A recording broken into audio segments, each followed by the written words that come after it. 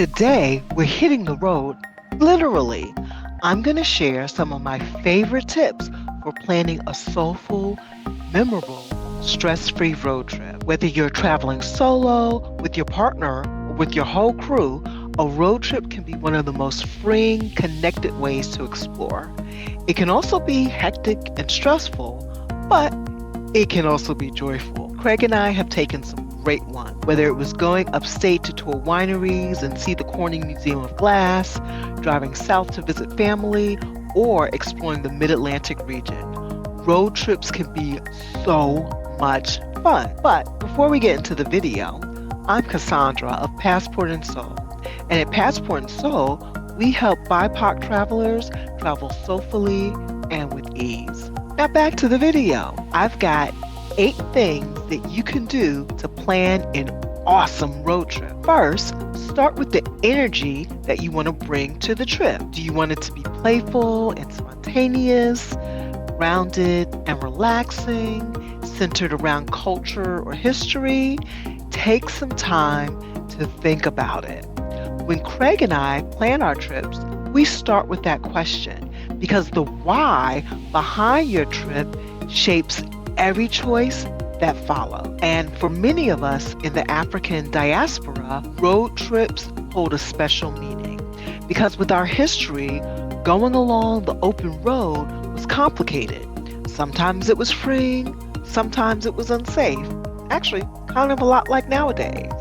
But every time we take up space and we travel for joy, we're actively reclaiming our freedom. So it goes beyond just simply taking a vacation. It becomes an act of healing. And we honor our history while also creating new, meaningful memory. Number 2, mix the fun and the flow, especially if you're traveling with others. So if you're traveling with kids or even a group of adults, balance is everything.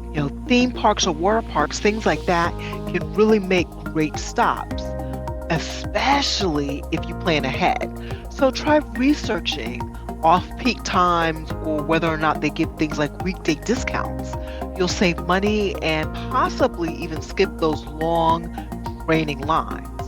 But remember, it's not about cramming in each and every single attraction that you can. It's about creating moments where everyone will actually feel something and enjoy the trip. So let the trip breathe and marinate a little bit.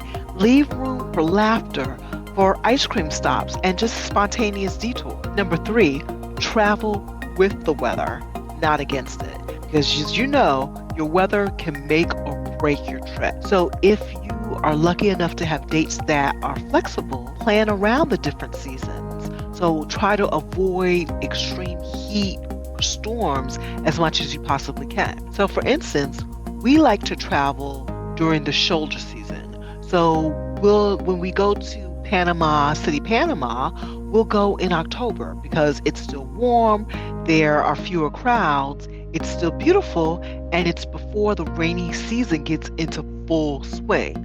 So those in-between seasons can really make a destination shine out all of the chaos of it being in a peak travel time. And remember, for road trips especially, the weather can also sort of dictate what it is that you pack. Keep it light, but keep it layered because you want to be able to be comfortable enough to move around freely and enjoy the ride. So number 4 is make your playlist, but with soul. This is one of my favorite parts of the road trip. It's the soundtrack. Music can set the tone for the entire trip. So maybe you want to put on a little bit of Stevie Wonder or The Temptations or put a little Nina Simone up in there. Of course, if it's me, I'm also going to add disco, and I can't forget my personal favorite, Prince.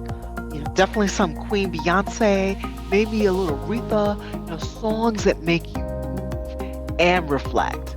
And of course, if you're traveling with others, it's a cool idea to let everyone add a few songs. And that mix of genre, moods, and memories becomes part of the experience. But here's a fun fact as an aside. When Craig and I were dating, we took a trip where I drove and listened to one song on repeat. but don't do that.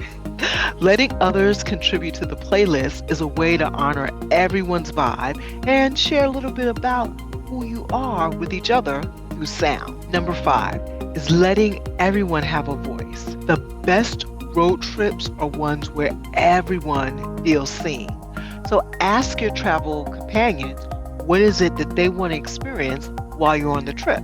So maybe one person wants to go to a specific food stop, a specific restaurant, or another one wants to visit a historical site, or maybe there's someone who just wants to be able to sleep in for a little bit. Even if you can't do each and every single thing, just being heard helps everyone feel like they're part of the plan. If you're a couple, this can be a great conversation starter about what recharges each of you.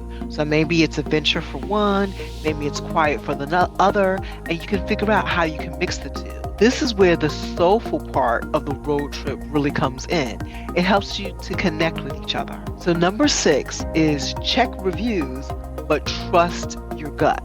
Because online reviews can absolutely positively be really, really helpful, especially if you're going through small towns or you're thinking about stopping at like really out there roadside attractions. And south of the border in Carolina, I'm looking at you. But I always say, use the reviews as guidance, not as gospel, because people's experiences are all different and they can be colored by so many different kinds of things. So read in between the lines. Look for reviews that mention how a place made them feel, not just how many star ratings they give a place.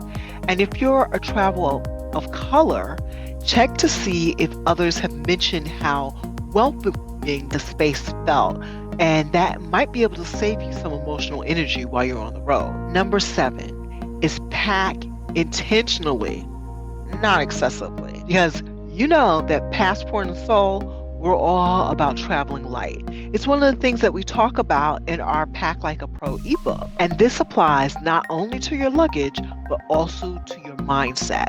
So bring what makes you feel like yourself, whether it's your comfy clothes, your journal, or a book that you want to read. Don't need to pack for each and every possible situation. And last but not least is number 8. And that's remember that the road is sacred too. Because here's something that I want you to know. In this particular case, when you're taking a road trip, the drive is part of the destination. When you're taking a road trip, it's not just a way to get somewhere. It's also the in-between space where memories of your trip happen. Those deep conversations, the shared snacks, singing along to your favorite song, the quiet moments, just watching the landscape change. All of those things are things that make road trips more than just an escape. They're also restoration. And although flying someplace far away is one of our favorite ways to travel, road trips are a reminder that joy doesn't always require a flight. Sometimes it's just down the highway, and especially if you're willing to slow down enough to be able to see it.